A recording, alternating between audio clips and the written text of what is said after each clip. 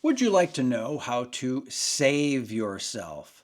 How to be successful, and you are the reason for the success. Now, Napoleon Hill provided great advantage to those around him. He provided secrets, he provided the exact methods, he provided a way of thinking about saving yourself and being successful. Now, I would say that this is best for men over 40, but this could also be for anyone under that age, male or female. But men over 40 especially like this advice. Now, the very first question that Napoleon Hill really pressed on was, how much do you need? Now, this could take a lot of time. It's unlikely that you know your exact number. You might say, oh, I need $1 million. I really need $1 million. You might say, I need 10 million.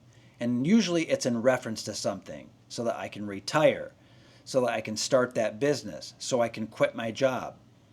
In a way, it doesn't really matter. What does matter is that you have an amount and you know where the amount came from. You thought it through, you spent the time, you meditated on it, you were rational about it, you wrote it out, you discussed it with others. Whatever mechanisms, whatever tools that you used, fine, doesn't matter. What matters though is that you know the amount and you know where that amount came from. And I would also say that you are taking ownership of that amount, that number. So again, how much do you need? That's number one.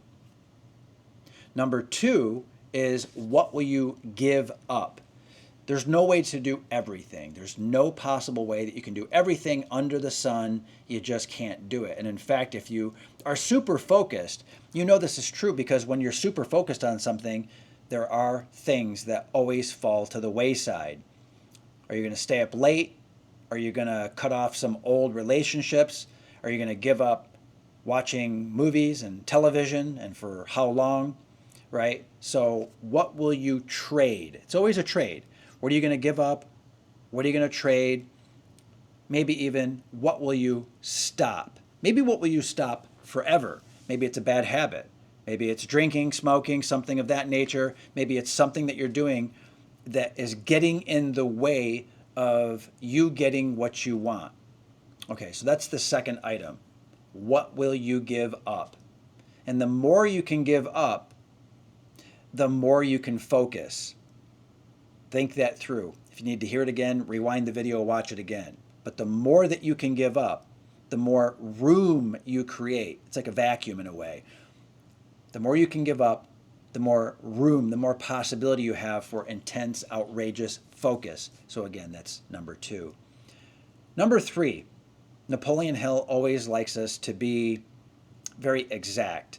So how much do you need? What will you give up? What will you quit or stop? Right? And then what's the date at which or by which you need that amount of money by focusing and providing value? So you need a date. You need a date. You need a date because humans operate on deadlines. Without a deadline, you'll keep kicking the can. Without a deadline, you'll find excuses. We all do it. The shorter the timeline, typically the better in terms of taking action sooner. The longer the timeline, usually the bigger the goal, the bigger the number, but it's harder to stick with it, although it might be more meaningful, so it can drag you forward. So you have to balance how much you need, how much you strongly desire, with what you can do and how much focus and what you're going to kill off. And I would also say the date, right? Depending on if it's closer or farther away from right now. So you can see how these levers begin to be pulled and how these buttons get pushed in certain ways. How much do you need? What will you give up? What will you stop? And then by what date?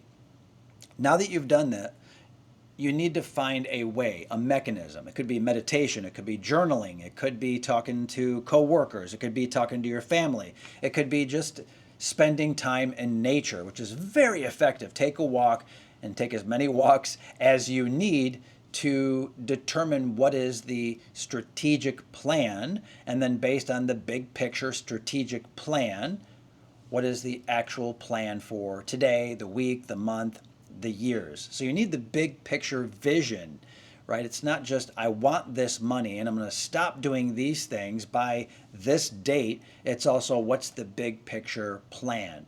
So how are you going to get what you want? You at least need a strategic approach or a vision, right? The big picture strategy, big picture. But as much as possible, the more you can break that down into action items, list, what you can delegate, what software to buy, the more you can break it down, the better, because then you can make these little steps forward, incremental improvements, and you know exactly what you're doing for the day. You know what you're doing for the week, for the month. You know exactly what has to transpire, what has to happen. So, what is the plan? It's got to be concrete. You have to be able to take action on it. It's not about hopes and dreams, it's the big picture vision. And even better, what are the specific steps that you can take? You might want to have something like a checklist or a tracker. That's what I do a lot of times. The Rhodes brothers have, you know, standard operating procedures. We have an approach, we have our to-do list, and we just, you know, stick to the knitting. We just keep hammering away and we just get things done. That's what you can do in your personal life. You can do that with a side hustle, all the way through a business, through all the way, you know, really running the business. Maybe you're the CEO and you have a ton of people in your company, and bravo to you if you have. The next thing after the plan is you definitely, let's bring this to ground here. You definitely want to write out 1 to 5 clearly clearly explained activities. So this could be the action to take next. 1 to 5 of these, at least one in as many as 5 actions to take. So it's not the plan or the strategy, it's not the tactics, it's not, you know, step 1, 2, 3, 4, 5. It's really like step number 1 is doing this thing. Do you know what that thing is, what the activity is? Do you know what the result of that one activity will get you, and why that activity will get you 1 step or 10 steps or 100 steps closer to what it is you desire, which is a specific amount of money by a specific amount of time, because you've been focusing, because you gave up a lot of things to get there. But again, you want to write out what it is that you are creating, producing, doing, so that it's concrete and you can visualize it. It can be in your mind and in your inner eye. You can see it and you know it. And this is very, very important.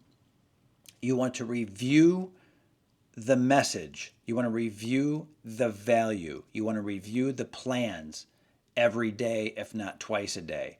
So what is it that you want? What are you willing to give up? Very important. By what date? And then what's the plan? You want to focus now at this point. You want to focus on the plan, on the vision, and all the special details, but especially the next exact step to take. The exact next step to take. You want it right in front of your face. You put it on a post-it note, put it on the mirror, tell other people, broadcast it, promise yourself, journal about it, build it into your morning routine, whatever it takes. Know how to take the next step, just the next step. And then you work through the next step, one after another after another. A key here is you're not wishing or hoping. You're already focused on the success that you have. This is the best way to think about it. Picture yourself in the future with that amount of money, or whatever it is that you're hoping and wishing for. Let's just say it's money. You need to picture that money in your hands visually, in your mind. When you close your eyes, you should actually see the money in your hands, or see it on the screen as you type, or if you're using your phone, you're checking an account, and you see the money. You see it for yourself. This is the key. Don't focus on the money. Picture the money in your mind. Picture the money in a pile. Picture the money in the account. Picture the money. But what you should really, really do at that point in time is feel like you've already got it. It was already earned. It's obvious. You already are rich. You already have that money in your possession. You already have it. It's already here. You can't wish and hope for it. You can't say to yourself, I'm going to have that in the future. When you picture it in your mind, you must feel as though, well, of course I deserve it. I've already got it. I already worked for it. It's already mine.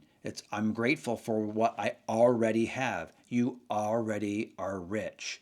You must be thinking about being born with this. It's already available. You already have it.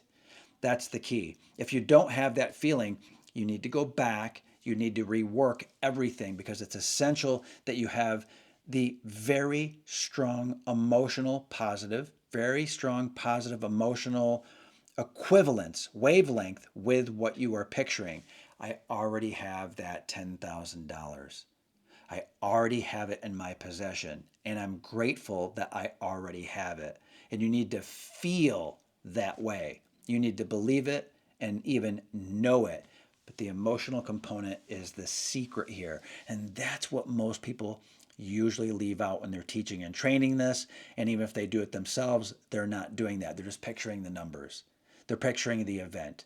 They're picturing some, you know, simple measure of success, something empirical, data driven. And I'm saying, no, you must feel the money, feel the ownership as if you already have it because you do. Convince yourself of it.